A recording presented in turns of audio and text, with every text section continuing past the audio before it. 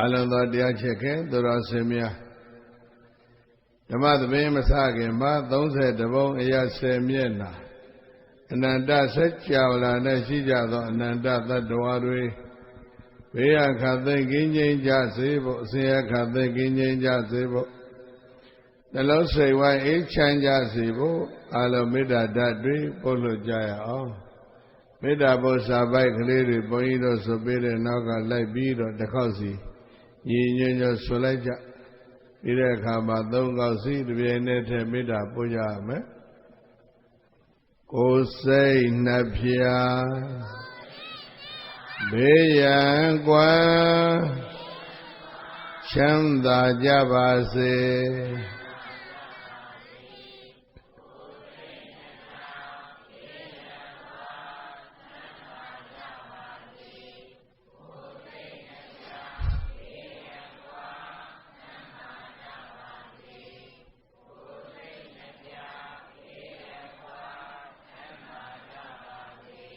Middanalo Kozito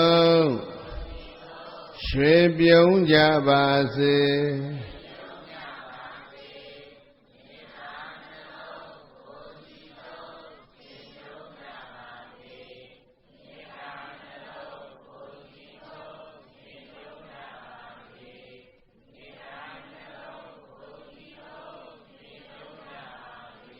Medayandu Dadamu Abu Gembase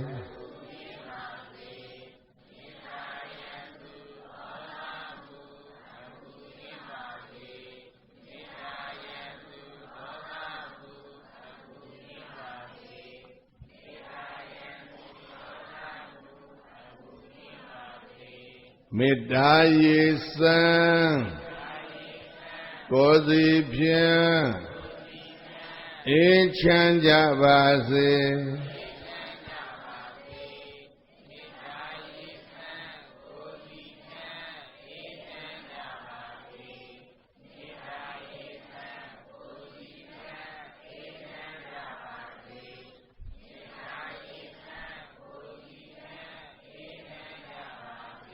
Khandi Iyam Dodhaman Don Lanai Base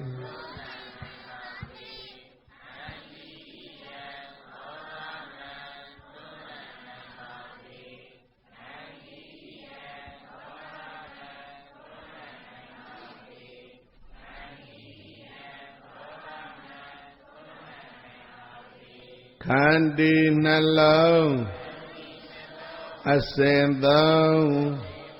Shwebyon Jabase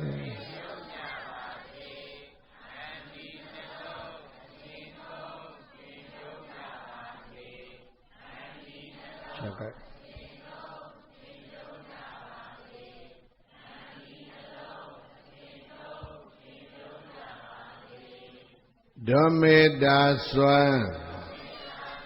Gabalwan Nying Chanja Base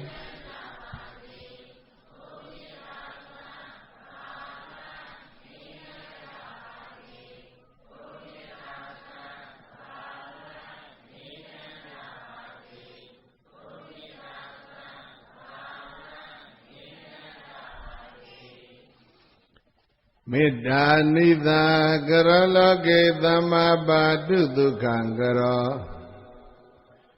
Medadi Dalaranti Dukandu Buddhi Dabaza Loke Dadawa Lili Komi Bola Lokada Gabadrenai Medanida Garamida Ilu Puepu Ba Wengwela Minyidi Mamada Dewa Dadri Imya Zebo Adayashunga Gaumonzwa Dukhangara Dulewanda Ngaleshe Pyo Nalose Walang La Yaku Chandago Pulaya Padu Yanlegin Webile Maka Iyabo Shumya Adaye Toba Bazedadi မေတ္တာတိတလရံတိဟိမေတ္တာဖွေးလျာဧဒဆောင်သည့်အယောင်ဝါတို့ဖြင့်မေတ္တာတိတလရံတိဟိမေတ္တာဖွေးလျာဧဒဆောင်သည့်အယောင်ဝါတို့သည်ဘုသိတံဘုံဘုံလွှမ်းထုံမွမ်းမလာထိတွေ့အကောင်သောပဇာကပခိပွေပြည့်ပြည့်၌တည်နေများစွာတတ္တဝါတို့သည်ဒုက္ခတုကိုစိတ်အေးကဘေးရန်ကွာ၍ဝမ်းသာတကွချမ်းသာကြပါစေကုန်သတည်း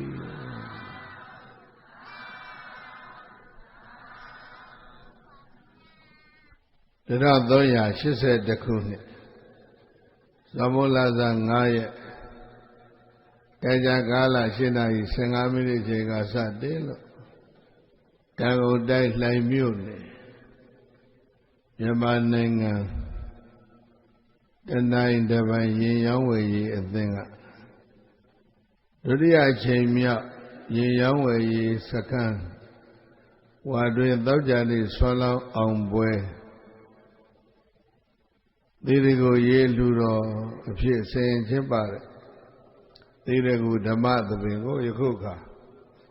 မေတ္တာသီတာမေတ္တာပရဏာနဲ့စတင်ဖွင့်လှစ်ပါပြီဓမ္မသဘင်ဘက်သို့အခက်ရောက်ရှိလာကြကုန်သော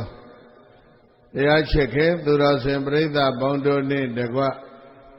30ဘုံအရ10မျက်နှာအနန္တစัจ java လာမှာရှိကြသောအနန္တသတ္တဝါတွေဘေးအခါသိကင်းကျင်းကြပါစေဇေယခါသိကင်းကျင်းကြပါစေနှလုံးစိတ်ဝမ်းအေးချမ်းကြပါစေလို့မေတ္တာဓာတ်တွေပြဝေပြီးတော့ဓမ္မသဘင်ကိုစတင်ဖွင့်လှစ်ပါပြီဓမ္မသဘင်စတင်ဖွင့်လှစ်ကြောင်းကျင်ညာတဲ့အချိန်ဟာ7နာရီနဲ့မိနစ်30ဖြစ်သွားပြီအလုံးသောတရားချစ်ခင်သူတော်စင်များစိတ်နဲ့ပတ်သက်တဲ့အကြောင်းအရာလေးနည်းနည်းပါးပါးနားထောင်ကြရအောင်ရသော်ဘုရား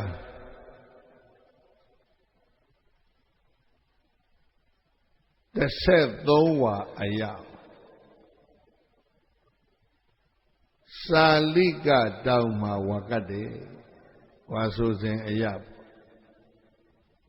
စာလိကဆိုတာကတလှုပ်လှုပ်နေတဲ့တောင်ကြီးလို့အဓိပ္ပာယ်ရတောင်မှာသစ်ပင်သိပ်ပေါက်ပုံမပေါ်ဘူးကြောက်ဖြူတွေနဲ့ဖွေးနေတဲ့တောင်ကြီးအဲဒီကြောက်ဖြူတွေထဲမှာဘော်သားတွေဝင်နေပုံပေါ်တယ်အဲ့တော့ရှေ့ကနှွေထက်လာပြီဆိုလို့ရှိရင်နေရောင်နဲ့ဒီကြောက်ဖြူဆိုတဲ့ငွေရောင်တို့ထိကြတဲ့အခါမှာအဝေးကလှမ်းကြည့်တောင်ကြီးကလှုပ်လှုပ်နေတယ်လို့ထင်ရတောင်ကအယောင်ကတောက်တော့အဝေးကကြည့်ရင်တပိတ်ပိတ်တောက်နေတာကို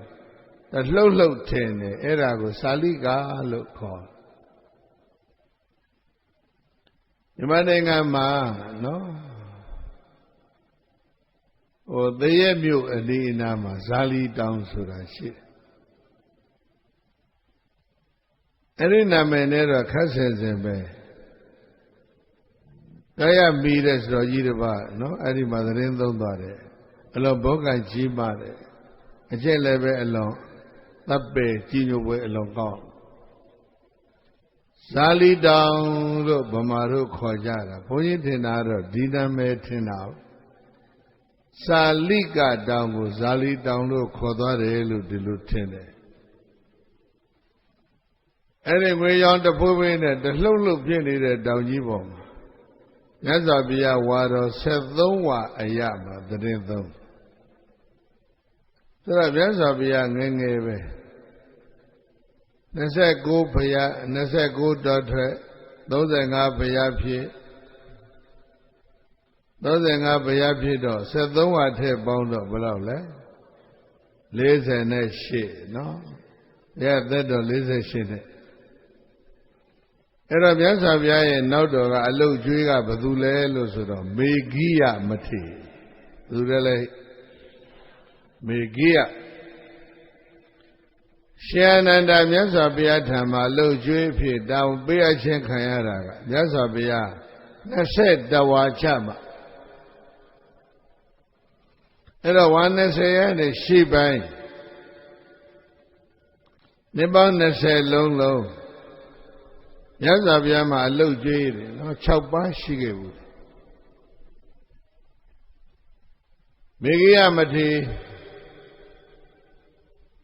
မြတ်စွာဘုရားနဲ့သတင်းသုံးတော်မူတာအဆင်ပြေတာတော့များတယ်ဒါပေမဲ့ဘုန်းကြီးတို့ကြားရမယ်ပြောပြတယ်နောက်တစ်ခါဥပဝါဏမထေရမြတ်စွာဘုရားလှုပ်ကြွေးတာအဆင်ပြေတယ်ချောမော့တယ်ဒါပေမဲ့ခန္ဓာကိုယ်ကြီးကသိကြီးထွားတယ်အရက်ကလည်းကြီးတယ်စင်ပေါက်ကြီးလို့ပဲတဲ့မထေရကြီးရဲ့ခန္ဓာကိုယ်ကမြတ်စွာဘုရားရှေ့မှာအဲ့ဒီရှင်မေဥပဝါဏမထေရကြီးထိုင်နေလို့ရှိအကောင်လုံးလူတွေဖူးလို့မရဘူးကွဲနေရနတ်တရားတခါစိတ်ဆိုးတယ်ဒီကိုယ်တော်ကြီးဘုရားရှိထိုင်နေနတ်မျက်စိနဲ့ဖောက်ကြည့်လို့မရလောက်အောင်ခန္ဓာကိုယ်ကကြစ်လစ်ထွားချိုင်အရှင်ဥပဝါဏတရားကိုယ်တော်တွေလည်းပဲရှိတယ်ဒါတော့အခုပြောမှာကအရှင်မေဂိယပြိဿကြီးဘယ်သူတဲ့လဲအဲ့တော့ဧကသမယခါတပါးမှာဘဂဝါဗုဒ္ဓ6ပါးတကယ်ဘုရားရှင်ကိုရောမြတ်သည်သာလိကပပ္ပတိသာလိကခေါ်တဲ့တောင်မှာအသမတမေဂိယေနသတေရှင်မေဂိယနဲ့တူတကွဝိဟရတိဣရိယပဋ္ဌမြတ်တရွှင်ပြုံးကတည်သုံးစမ်းနေတော်မူခဲ့ပါပေသတည်း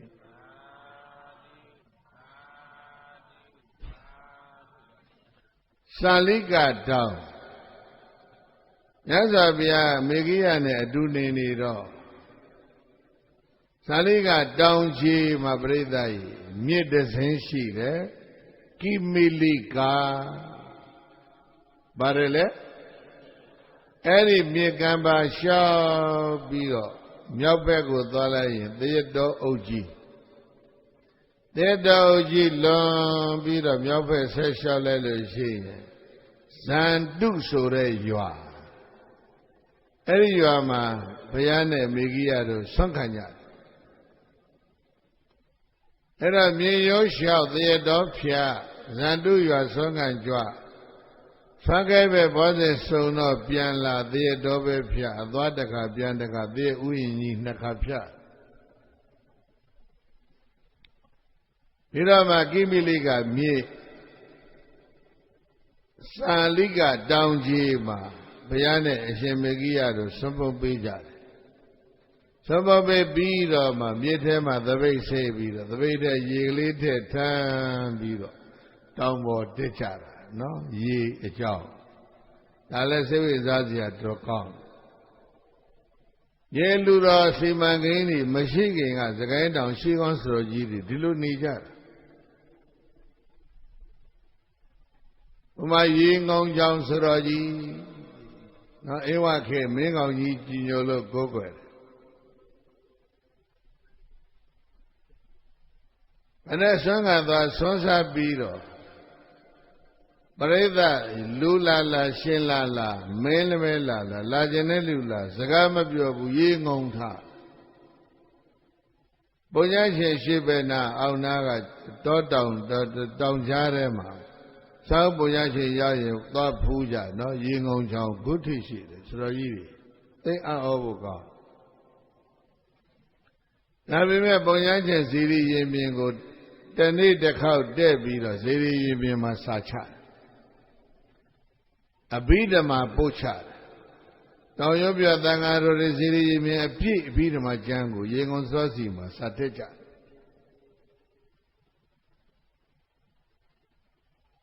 အဲ့ဒါဘုံညာစီစီရီတော်ရဲ့အရှိဘက်စီမှာဘုန်းကြီးတော်ပရိသတ်ကြီးစီရီတဆူရှိတယ်ဥမေ90ဥမေ90ဇောင်းနှန်းရဲ့အရှိဘက်နားမှာအရိယဝန္တချောင်းဆိုတာရှိစရကြီးရဲ့ဘွဲနာမည်ကအရိယဝန္တစရကြီးသတင်းသုံးနေတာ ရိယဝတ္တဆိုတာကလည်းပဲဒီလိုပဲသခိုင်းသွားဆွမ်းခံပြန်ရင်ဆွမ်းပေါက်ပြီးတော့မျက်စိဆင်းဆွမ်းပေါက်ပြီးသပိတ်ကလေးစိတ်လက်တနိုင်ရေပုံးလေးနဲ့တောင်းပေါ်ရေဆွဲတဲ့ရေအိုးလေးနဲ့သပိတ်ကလေးနဲ့ရေထက်တဲ့ဒီလိုနေကြအရိယဝတ္တဆိုတော့ကြီးကပုညရှင်စရီပေါ်တက်ပြီးတော့ရေကုန်ဆိုတော့ပို့ချတဲ့အပြီးတော့မှကျမ်းကိုတက်ပြီးတော့နာယူတာ3 ရက်လောက်တက်ပြီးတော့နောက်မလာတော့စာမတက်တော့ကြောင်းတက်တာ3 ရက်ပဲအယောဆိုတာကစာချတဲ့နေရာအရိယဝတ္တဘုန်းကြီးလေးမတွေ့ဘူးဟဲ့ကျမ်းမာရေးပြန်မကောင်းလို့လားကြောင်းသွားပြီးတော့ကြည့်ကြပါအောင်ဆိုတော့သွားကြည့်တယ်ကျမ်းမာရေးကောင်းဘာဖြစ်လို့စာတက်မလာလဲလို့မေးလိုက်တော့စာတက်ပြီတဲ့ပြိဿကြီးဘယ်နှရက်တက်ဘုန်းကြီးတို့တစ်သက်လုံးသင်တာခုထိကိုဘုန်းကြီးတို့စားကိုမတတ်နိုင်အရိယဝတ္တဆိုတော့3 ရက်တည်းနဲ့တတ်သွားတယ်အဲ့တော့ရေကုန်ဆိုတော့ကပြောတယ်အရိယဝတ္တဘုန်းကြီးမင်းဒီအဘိဓမ္မာကျမ်းငါပို့ချတာစာတတ်ပြီဆိုလို့ရှိရင်အဘိဓမ္မာကျမ်းရဲ့အဖွင့်ပါဠိလိုပြောရင်တီဃာအင်္ဂလိပ်လိုပြောရင် commentary အဲ့ဒါရေးစမ်းလို့ခိုင်းလိုက်တာမဏိသာရမင်းစုသာတီဃာဆိုပြီးတော့အဘိဓမ္မာ9 ကျမ်းရဖွင့်တီဃာကျမ်းကြီးကိုရေးသွားအဲ့ဒါကြည်ညိုလို့ဆိုပြီးတော့မင်းကောင်ကြီးကအရိယဝတ္တဆိုတော့ကိုကျောင်းဆောက်လှူတယ်ဘုမေ90စီရီရဲ့အနောက်ဟိုးပြောပဲကန္တန်တို့စီသွားတဲ့တောင်တက်လမ်းလေးဓဟတ်တော်လေးတွေကတောင်ကြားထဲမှာအဆောင်လေး3 ဆောင်နဲ့မင်းကောင်ကြီးကောင်းမှုကျောင်းလေးရှိပါတယ်ရုပ်ဆောင်ကျောင်းလေးဗုဒ္ဓဝင်ရုပ်ကြွတွေနဲ့တစ်သားတွေမှာကျွန်းသားတွေမှာထွင်းထားတယ်ဘုရားပြိဿကြီးဒီလောက်ပဲပြောပြရစီတော့သမိုင်းတောင်ရဲ့လမ်းဆွေးစရာကြီးညိုပေါ်ရသမိုင်းကျောင်းတွေဟာအလွန်များပြားကိုပြောတာရေကုန်ဆိုတော့အရိယဝတ္တဆိုတော့နော်အဲ့ဒီမင်းကောင်ကြီးဆောက်လူတဲ့အရိယဝတ္တဆိုတော့ရဲ့3 ဆောင်တွဲ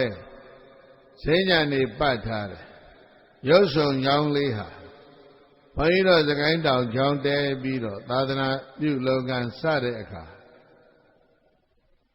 ကျောင်းလေးသွားကြည့်တယ်အကုန်လုံးဆွေးပြီးတော့ဒဇစီကွာချပြိုချဒီလိုဖြစ်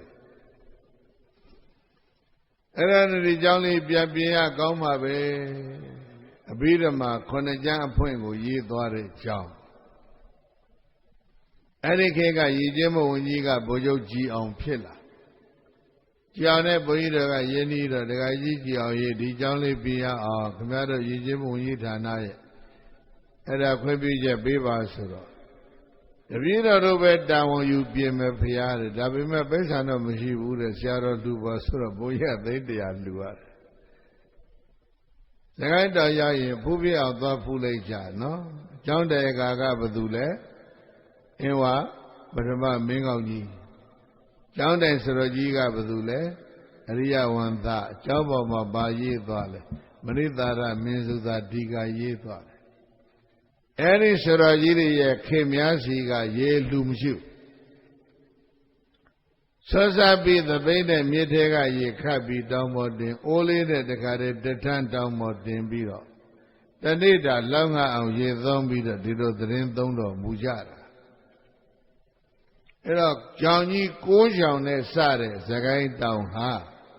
ဒီကနေ့ကြောင်ပေါင်း1360ကျော်သွားကိုစတော့က6 ကြောင်ဉာဏ်သာမဏေသူတော်သီလရှင်ဒီကနေ့နော်16850ကျော်ရှိအဲ့ဒါကိုဘုန်းကြီးတို့1980ပြည့်နှစ်ဗမာသက္ကရာနဲ့1342ခုနှစ်ကသေဒီကိုရေလှူးဆိုတာစလှူးလာတာကျောင်းကျောင်းတွေကတိုးလာစကားစားတုန်းကကျောင်း 400ပဲရှိဒီကနေ့က1360ဖြစ်သွားတယ်သာဂဇာတို့ကရန်သမနဲ့သူတော်စီလာရှင်4000ပဲရှိတယ်ဒီကနေ့16000ဖြစ်သွားတယ်အဲ့တော့ဘုန်းကြီးတို့ပြိဿမှန်းကြည့်ပါနှစ်စဉ်ဘာတွေလုပ်ရလဲရေကန်ဒီတိုးချရတယ်ရေစက်ဒီတိုးချရတယ်လျှက်စစ်ဓာတ်အားတွေတိုးချရတယ်ဆက်ဒီထက်ခါဆင်းရလိုလည်းပြီးတော့နှစ်40ကစောက်ခါတဲ့ဆဲယုံထဲမှာဆက်ဒီထပ်ဆင်တဲ့ဆက်ဒီကိုပြုတ်သိပ်ပြီးတော့ရှုပ်ချက်ခတ်နေပြီခုတော့အဲ့ဒါကြောင့်ဆဲယုံအသစ်လည်းပဲ2ခုခုထပ်ဆောက်ဆက်သစ်ဒီရှိအကုန်လုံးတတ်မယ်တယူနဲ့18ပြားနဲ့စလာခဲ့တာဘုန်းကြီးတို့ခုထိမှတ်ပြီးတယ်ဒီကနေ့တော့တယူနေ့ကိုနော်125ချက်ဖြစ်သွားတော့သူတော်စင်ပေါင်း16000ကျော်ကိုတနေ့ရေကာလံ1သန်း2သိန်းလောက်ပေးတာယူလည်လဲကရှင်းရတဲ့မီတာကားကနော်380ကျော်ရှင်းရတယ်ကျပ်သိန်း380ကျော်ရှင်းရတယ်ဒါမိုး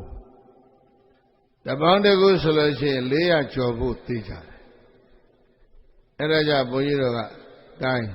ဒီကိုရေလူတော့တန်းပြည်ကိုနှိုးဆော်အောင်ပါပဲဆိုပြီးတော့နှိုးဆော်တာဒီကနေ့လှိုင်ရောက်လာတယ်နော်ဒီကိုရေလူလှိုင်မြိုင်ဆိုင်လှူကြတဲ့အတွက်ကြောင့်အလုံးကိုကျေးဇူးတင်ပါတယ်မြတ်စွာဘုရားဘယ်တောင်မှာတည်င်းတော့လို့စကိုင်းတောင်မဟုတ်ဘူးပြောဘုန်းကြီးတို့ပြိဿကူဘုန်းကြီးကယုံကြည်ပြီးသားဒါပဲပြောပေါ်မပြီးခင်အကုန်မိတ်ပါဘုန်းကြီးပြိဿရဲ့အရေးချင်းကိုဘုန်းကြီးကဒီလောက်ယုံကြည်တယ်ဧကံတမယခါတပါးမှာဘဂဝါဘုံတော်6ပါးတကယ်ဘုရားရှင်ကိုရောမြတ်သည်သာလိကပပရေသာလိကတောင်မှာ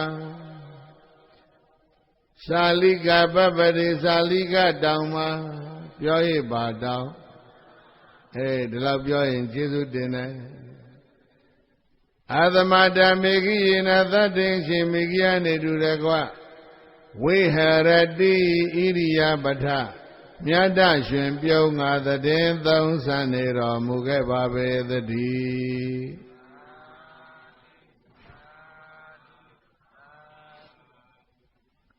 သာလိကတောင်မှာ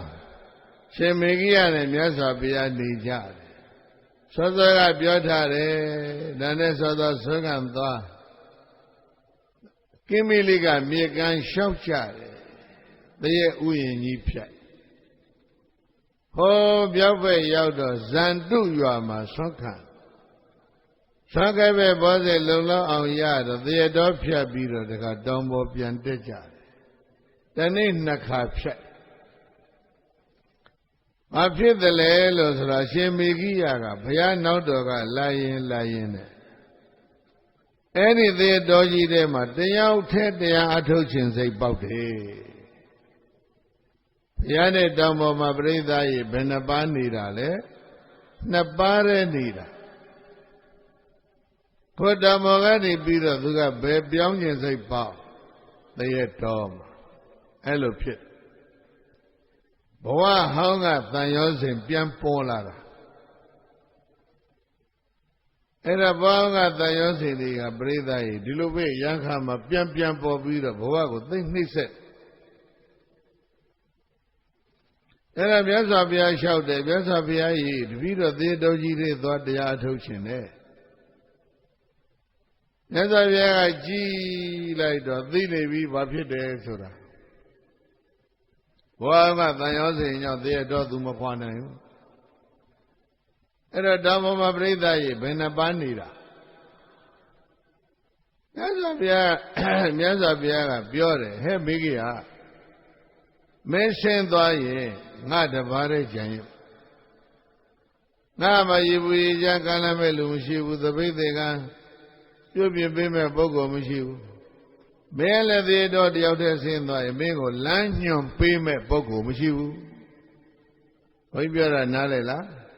ဘုရားကတော့လမ်းညွှန်မလို့ဘူးအပြုစုအကူကြီးတပါးပဲလိုတယ်မဟုတ်လား အရှင်မေဂိယကတော့ပုထုဇဉ်ပဲရှိသေးတယ်ပြိဿယဟန္တာမဟုတ်သေးဘူး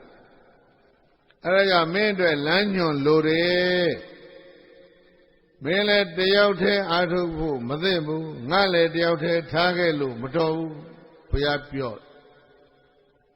ယဟန်တစ်ပါးရောက်လာသည့်တိုင်အောင်မင်းစောင့်ပါအောင်မေဂိယ3ချိန်3ရက်3ခါထပ်လျှောက်တယ်မစောင့်ဘူးသေတော်ပဲသွားခြင်းအဲ့တော့မြတ်စွာဘုရားကလွတ်လိုက်ပြီးကဲသွားကွာငါတယောက်တည်းငါပဲနေတော့မယ်ဆိုဆောကသွားရင်မြတ်စွာဘုရားကတောင်ပေါ်ကဆင်းသေတော်တဲ့ဝင်ပြီးတော့မေဂိယခေါ်တယ်နှစ်ပါးတွဲသွားဆောကပြန်လာတော့မေဂိယကသေတော်တဲ့နေခဲ့တယ်ဘုရားတောင်ပေါ်တစ်ပါးတည်းတက်သွားအဲ့ဒါဘုန်းကြီးထင်တယ်ကိုယ်သင်္ကကိုယ့်အကိုလျှော်မြေတဲကရေကိုယ်သပိနဲ့ကိုယ့်အကိုထမ်းမြတ်စွာဘုရားဒီလိုသတင်းသုံးနေရပုံပေါ်တယ်ဒါပေမဲ့ပေါ်လာပြီတဲ့ဘုရားဟောင်းကတန်ရောစဉ်9ရက်လောက်တရားထိုင်လိုက်တယ်ရှင်မေဂိယဘာတရားထူးမှမရဘူးနာသိကဲကဲစိတ်တံတပိတဝါသောတတောဝအသတတိသတောဝပတတတိလောက်တာပဲနာသိပြမှာတတိကပ်ပြီးတော့ထွက်လေဝလေကိုမှတ်တော့မှတ်တာပဲထွက်လေလည်းမထင်ဘူးဝင်လေလည်းမထင်ဘူးနာသိပြလည်းမထင်ဘူးဘာမှမထင်ဘူး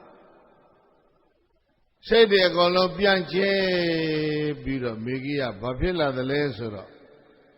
အာသမတော်မေဂိယသာရှင်မေဂိယမတေမတရားဝိတေကဝိတေ3ပါးတို့သည်ဥပ္ပေဇန္တိဖြစ်ပေါ်၍လာကြလေကုန်၏ဝိတေ3ပါးဖြစ်လာတယ်ပြိဿရေဘာဖြစ်လာလဲကာမဝိတေယေပြာပါဒဝိတေယေဝိဟိန္ဒဝိတေယေလို့ဝိတေဘယ်နှပါးကာမဝိတေနော်ကာမဂုဏ်စိတ်ကူးတွေတဲ့ပင်ရင်ထိုင်တမလင်ခွေသပိတ်ကလေးရှိနာချနတသင်္ကခေါင်းကနေခြုံပြီးတော့မဲ့ရှင်ရင်လေးကာကွယ်ဖို့လေနတသင်္ကခေါင်းကခြုံပြီးတော့မျက်စိမိတ်ထိုင်လိုက်တာယဟန်ဆိုတဲ့အမှတ်တင်ညာပြုတ်သွားတယ်ဘယင်စိတ်ပေါက်လာတယ်ဘာစိတ်ပေါက်အေးဗျာအံ့ဩစရာယဟန်စေစေကဘယင်စိတ်ပေါက်တေတော်ကြီးတစ်ခုလုံးကရွှေနှန်းတော်ကြီးဖြစ်သွားနန်းတော်ကြီးအနာရှိနေတဲ့သစ်ပင်လေးတွေခြုံလေးတွေຫນွယ်လေးတွေအကောင်လုံးကဝင်ကြီးတွေမကြီးတွေမူမသိဏပတိတွေဟာမိဖုရား16000တစ်ဖက်တစ်ဝက်စီအဲဒီလိုစည်းစိမ်ခံစားပြီးတော့ဘယင်စိတ်ပေါက်တာဒါကဘာခေါ်လဲကာမဝိတ္တအဲ့ဒါဘယင်ဖြစ်ပြီးတော့စည်းစိမ်ခံလို့ကောင်းတော့မှဘာဖြစ်ပြန်လဲဆိုတော့အိမ်ကြီးချင်းမင်းတစ်ပါးကသူ့လာတိုက်အာစိပွဲကြီးဖြစ်လို့ချားရင်တိုက်ရင်သူစစ်တာသူအမိတ်ပြီးတိုက်ခိုက်အဲ့ဒါဗျာပါဒဝိတ္တဘာပါလဲကာမဝိတ္တဗျာပါဒဝိတ္တအဲ့ဒီစိတ်ပွဲသူကနိုင်နေနိုင်တော့သူကြိုးကြော်တိုက်ခိုက်တဲ့ဘယင်ကိုဖမ်းပြီးတော့ရှေ့တော်သွင်းအဲ့ဒါသတ်ကွာအမိတ်ပေးတယ်အဲ့ဒါဝိဟိန္ဒဝိတ္တဘာလဲဝိတ္တ3ပါးနော်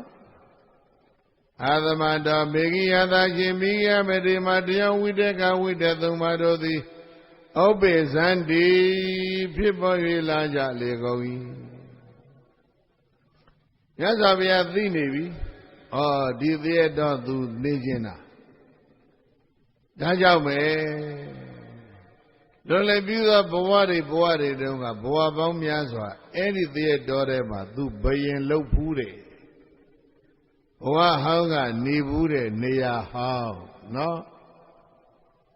နေဘူးတဲ့နေရာဟောင်းမှာထိုင်လိုက်တော့ဘာပေါ်လဲအာယုဟောင်းတွေပြန်မလာဘူးလားအဲ့ဒါအလုံးသောပိသနည်းနည်းသတိပြုရ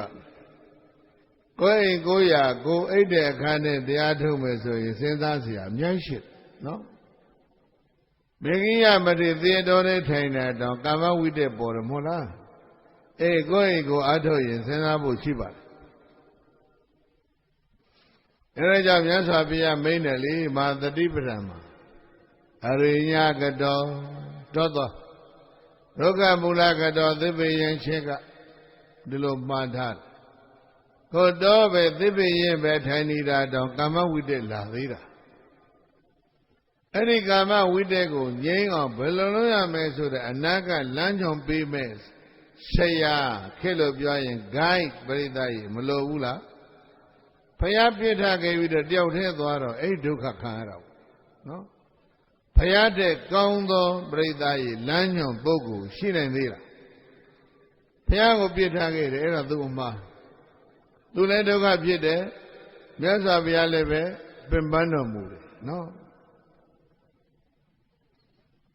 Yasa Via, the genie there.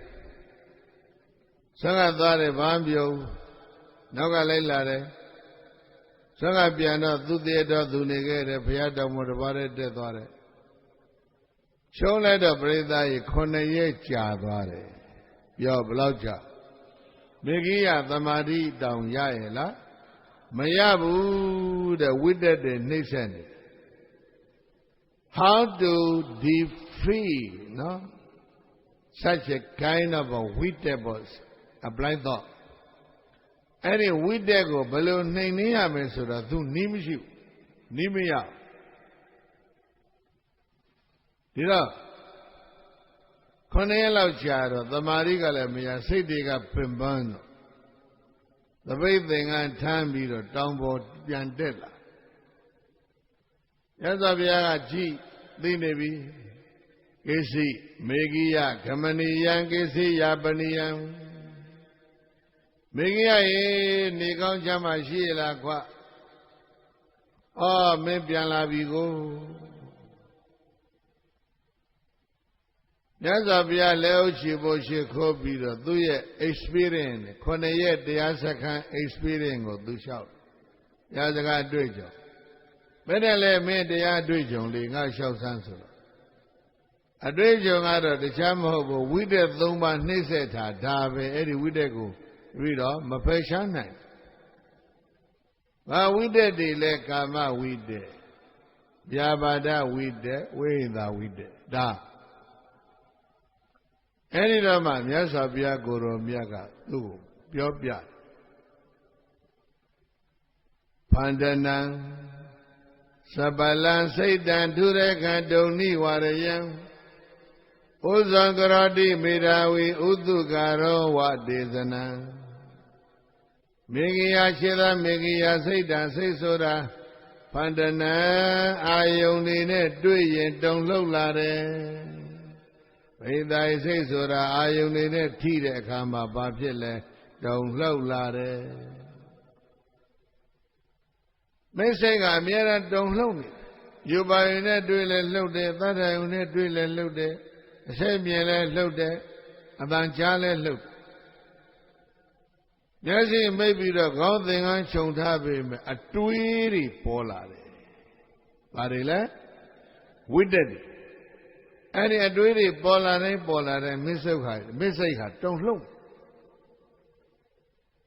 Now, if you have a Masika, Manu, Pele will go Shachi, Mamiu. Sabalan lea balolide, Tom Yalu Pinny, Bisseha. Let him a let the soji, Bazat him a let be, salute him a let be, Sadiari.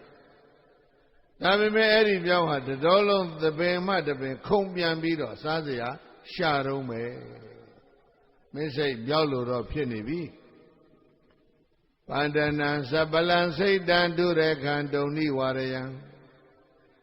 Any low savior go song shop for the kicker. Don't need Warayan, Pigeon and Peony the DC. Damn ye poya, the kicker. Happy man, Mira, we be a sheet, the Dandaridan to the Washi, the Satan say go. Tatiya tati phe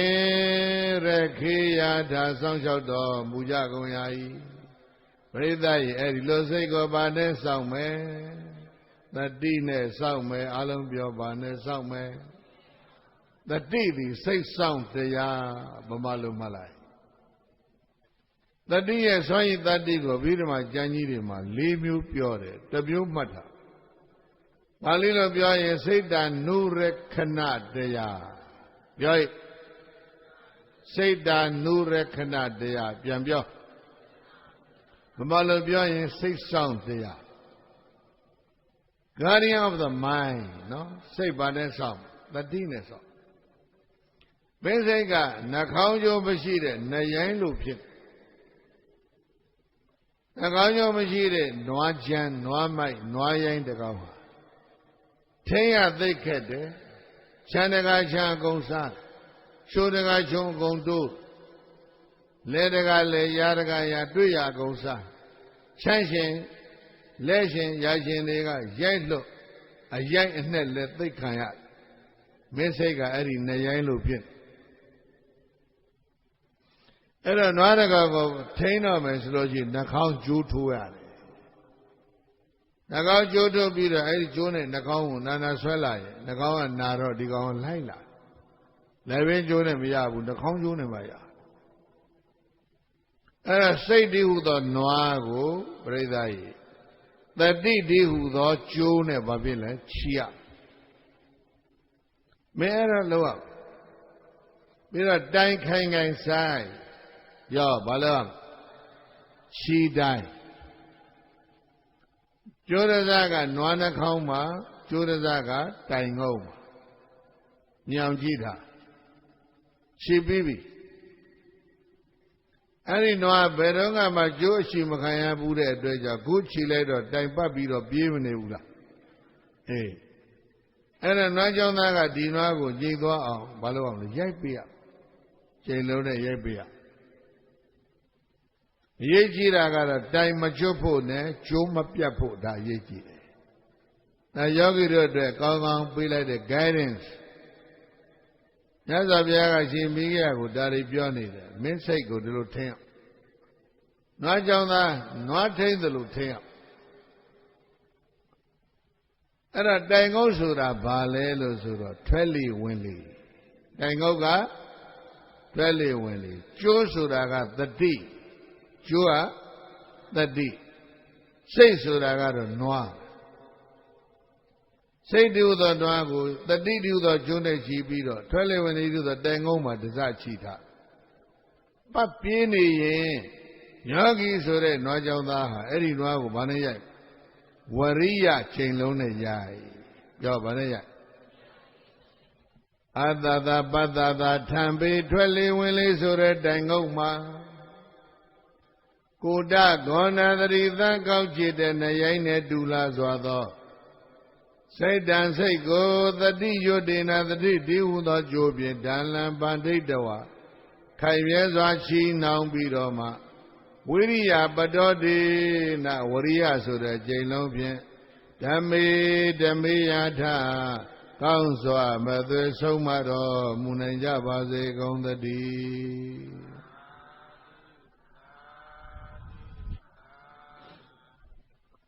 တိုင်ကျွတ်ရင်ပြိဿကြီးနွားလွတ်မယ်နော်ကျိုးပြရင်လည်းနွားလွတ်အရှင်မေဂိယကတိုင်လက်ကျွတ်နေတယ်ကျိုးလည်းပြတ်လာခဲ့တိုင်ကျွတ်ဆိုတာဘာပြောတာလဲမှတ်တာထွက်လေဝင်လေပြောက်ရင်အဲ့ဒါတိုင်ကျွတ်သွားထွက်လေဝင်လေပြောက်ရင်တိုင်ကျွတ်ပြီတတိလွတ်တော့ကျိုးပြတ်ပြီတဲ့နော်ရှင်မေဂိယသေတော်ထဲမှာဘာဖြစ်လာလဲတိုင်လဲကျွတ်လာခဲ့တယ်ကျိုးလဲပြတ်လာခဲ့ဝိတ္တတွေကိုနိုင်အောင်ဘာဖြစ်လဲမထိန်နိုင်အဲ့ဒါတောင်ပေါ်မှာမြတ်စွာဘုရားကဒါသင်ပေးနေတာအသသပတ္တသာထံပေထွက်လေဝင်လေဆိုတဲ့တိုင်ကုန်းမှာတတိယတေနာတတိဒီဟုသောကျိုးဖြင့်ကုတခောနာသတိသာကောက်ကျစ်တဲ့နွားနဲ့တူတဲ့စိတ်တန်စိတ်ကိုဒါနပါဋိတဝါခိုင်မြဲစွာချီနှောင်တုပ်ဆိုင်ပြီးတော့မှ ဝိရိယပတောဒေနဝရိယဆိုတဲ့ချိန်လုံးနဲ့ဓမေယထကောင်းစွာမသွေဆုံးမတော်မူနိုင်ကြပါစေကုန်သတည်း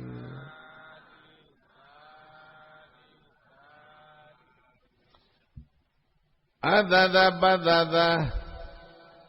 ဘာဝေတ္တဗဝိတေကုပစ္စေရာယ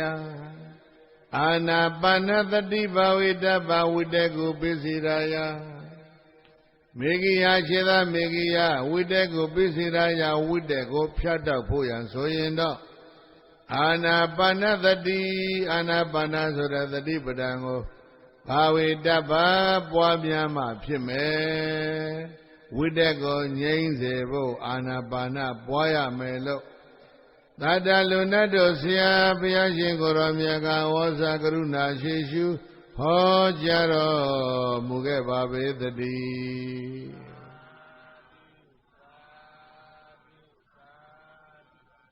မေဂိယရေတွေကငါကုန်းပေါ်ဆဲထားသလိုပဲမစိတ်ဖြစ်နေရေသည်ငါတို့ဤဘာဖြစ်လဲနေအိမ် watery effort for the fish ဟုတ်လားရေသည်ငါတို့ဤဘာလဲနေအိမ်ဘုန်းကြီးတို့ပြိဿကိုအိမ်ထဲကဆွဲတော့ကွင်းမြင့်ကြီးတဲ့တညလုံးထားဘယ်လိုဖြစ်နေလဲအေးမိအပူမိမဲ့ကြိုက်ရှင်ကြိုက်နေပြိဿကြီးဒုက္ခရောက်မယ်နော်ရေထဲကငါကုန်းပေါ်တင်ထားအဲ့ဒီကောင်ဘာဖြစ်နေတစ်ဖြက်ဖြက်လူးနေအဲ့တော့ဝါရိဇောဝထလိခိတောဩကမောကတမုပ္ပတောမိတ်စိတ်နာသီပြထသတိကျိုးနဲ့ရှိတာကျိုးပြတ်ထွက်သွားတယ်တတိတိုင်ငုတ်လည်းကျွတ်သွားအဲ့တော့ဘာလို့ဖြစ်နေတယ်ဆိုကောက်ကျတဲ့နွားလိုလည်းဖြစ်နေတယ်ရေထဲကငါကုန်းပေါ်ဆယ်ထားသလိုလည်းဖြစ်နေတယ်အဲ့ဒါကြောင့်ကောက်ကျတဲ့စိတ်ကိုမင်းပြန်ဘာနဲ့တူသလဲလို့ဆိုတော့ဥတုကာရောဝသေသနာတော်တွေကပုပ်ဆိုးတွေလေးပေါ်မှာမြတ်တင်သားကောင်တွေပြစ်မယ်ငှက်တွေပြစ်အဲ့ဒီမြားဘာဖြစ်ရမလဲဖြောင်းရမယ်မြားဘာဖြစ်ရမလဲမြားကောက်တဲ့ပြည့်ရင်ထိပါမလားအေးကောက်ရှင်းနေတဲ့စိတ်နဲ့ပြည့်ဘာမထိဘုရားတို့ပြိဿတော်တော်ပြစ်တယ်နော်နိဗ္ဗာန်သာဘာလဲပြည့်စရောပြည့်တယ်မထိဝရိညာဏသာပြည့်စရောမထိဘူး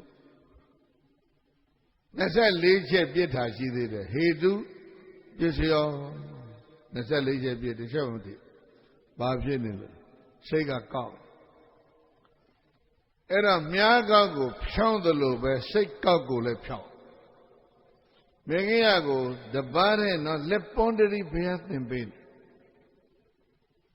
အဲ့တော့မုတ်ဆိုးတွေမြားပြောင်းတော့မယ်ဆိုလို့ရှိရင်ဝါခုတ်အရင်ဖြားဖြားအကျော်ထုတ်ဥထုတ်ဝါအနှစ်သားလေးတွေကိုမြားလုံးလေးတွေဖြစ်အောင်သတ်ပြီးတော့နေပူလန်းတော်တဲ့ကဝရိုင်းနော်နေပူတဲ့လန့်တာတော်ကြတော့အပူတဲ့တိတော့ကိုယ်ကောက်ကောက်အဲ့ဒီမြားကောက်နဲ့ပြည့်ရင်ဘာမှမထိဘူးအဲ့ဒါကြောင့်မြားကိုမုတ်ဆိုးတွေဘာလို့လဲဖြောင်းတယ်ဖြောင်းတယ်မယ်ဆိုရင်နံပါတ်1မြားတစ်ခုလုံးကိုဘာလို့လဲစီသုတ်တယ်မြားကြောင်တစ်ချောင်းလုံးကိုဘာလို့လဲစီလေးသုတ်ပြရခြေသောပြီးတော့မှကောင်းနေတဲ့ကိုယ်ကောက်နေတဲ့နေရာလေးကိုဘာလို့လဲအပူလေးပေးရအပူပေးပြီးတော့မှအောက်မှာတုံးလေးတုံးခံပြီးတော့အဲ့ဒီကောင်းနေတဲ့မြားလေးကိုပဲလက်ကလေးတင်ပြီးတော့အရင်ကတစ်ချက်ပြီးအဖျားကတစ်ချက်ပြီးထပ်မြားလေးပြီးပြီးတော့အပူပေးလိုက်ပြီးလိုက်လို့တော့ဒီမြားလေးဘာဖြစ်သွားလဲဖြောင်းသွားမောသောမြားကောက်ကိုဖြောင်းအောင်ပြင်သလိုမေဂိယမင်းစိတ်ကိုပြင်ပါဠိပါမြတ်စွာဘုရားဘယ်လိုပြင်ရမလဲအေးစိတ်တည်းဟူသောမြားကိုသဒ္ဒါဆိုတဲ့စီလိမ့်ရမယ်စိတ်တည်းဟူသောမြားကိုဘာလိမ့်ရမလဲသဒ္ဒါအဲ့ဒါစီပဲတရားတရားရှိရင်ပြောပြောင်လေးဖြစ်လာစိုးပြေလေးဖြစ်လာတရားခေါင်းပါရင်တင်မှာကြောတယ်နော် Pirama balumle, Koni de Niago, Babile, Abu Bede. Waria Abu Be, Yoi Babu Bela. Hey, Waria Abu Beame, the Rasi Leame, Sego. Pirama Eri, the Rasi Le, Waria Abu Beda and Miago. Mosoga water league, I got donated on what din the lobe. The last of that don't leave on my damn. About din, the lab on my din. A yenga, the matana pime, a piaga, we bought the nane pime. A yevia bane pime, the mata we bought the nane pime. Eraja Megia Chida Megia Udu Garawa Dizana. Mosore Miapion the Lobe, don't shut the say dance go. Ozon Pioma Ao Gairata, Duya Mayelo. That Naludosia Miasavia Goramia, the Awasa, Garuna Shishu, Ha Jaro, Mugebabe the Tea.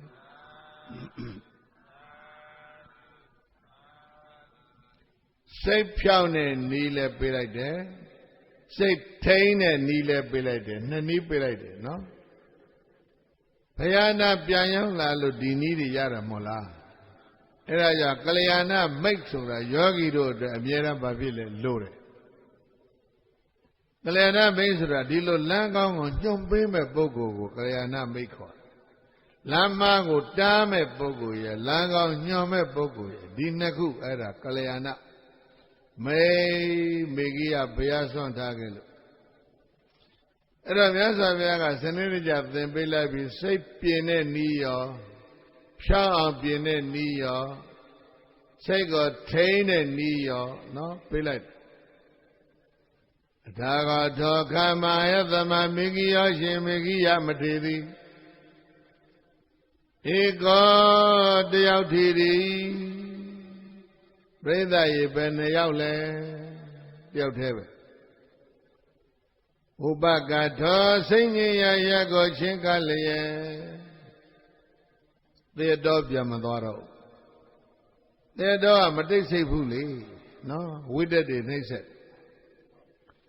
Ego de Yautidi, Ubagato, singing Yago Chinkale. Abba Mato, Bayaji, and Lanyo Jetego, Mammy Malia Babene. Be like that guys, Lanyo, maybe a little. Ego Bagado Abamado, Adabi, Pientan, the Abu Danet, do the Luna Waria, like CDP. Adapa Wiria, Poibiores alone, so that Adapa, no? In City Luna Waria, Miomo, Pientan. Agent effort. Upama Sunyabado, Gons of Benchiri, Brasa, Zaroni Milo.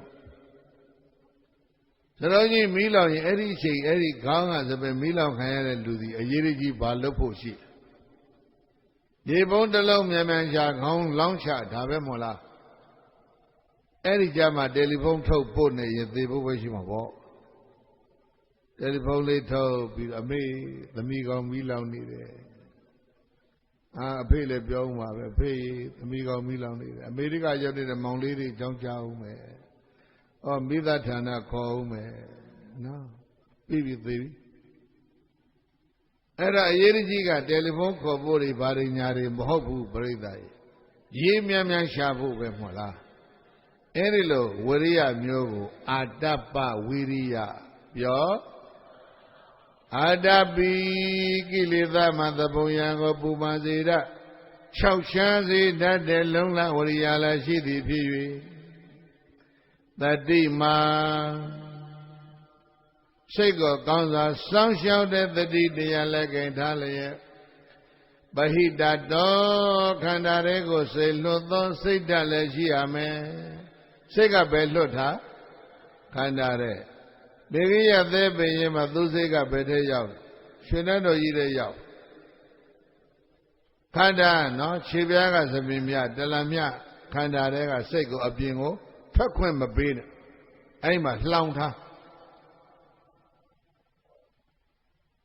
Eradima pula le pura shumapo. Hola, Kagai lale nare shumapo, no? The Golo shoes you everything subject to meditate.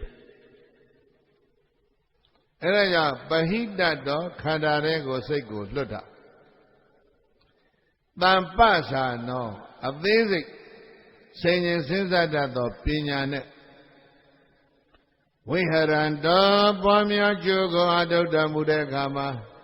Nasi Reneva Majamine Kaladima Vesala Pinya Isa Pinya Dea Chopado Nilagao. The ha Baridamira Isa Bridamira Pianya Livado Nilagao the ha do the gua. Arahadan Adawaki Nayanda Dumia Pido Tambabu Ni Kaunzwa Madwe Sayaudo Muge Babe the D.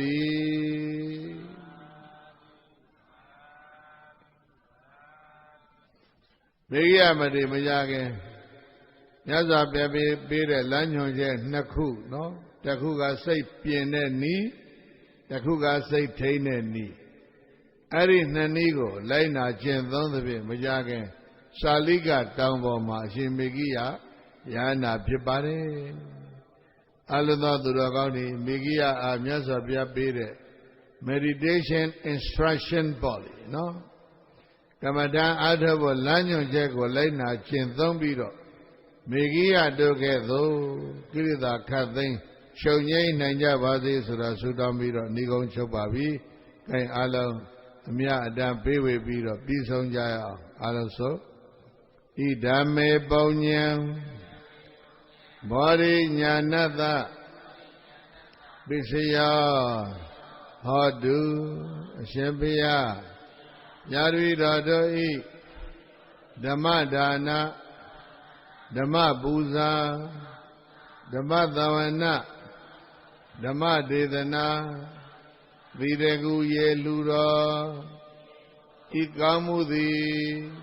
Bari Nyai Athalaba Piba Sedari Ikamu Udaphogo Bhava Myazwa Tandarama Yanija Ang Swemyo Miba Dosaja Do Sweham Yoham Miham Faham Bhuham Vaham Syadama Bondo A Jaja Bazi Yaja Bazi Amya Wei Jaja Damia Uzo Wezu Aya Yuyui Amya Yuyui Wanda Jadi Chanda Jadi Pibazi the Kudo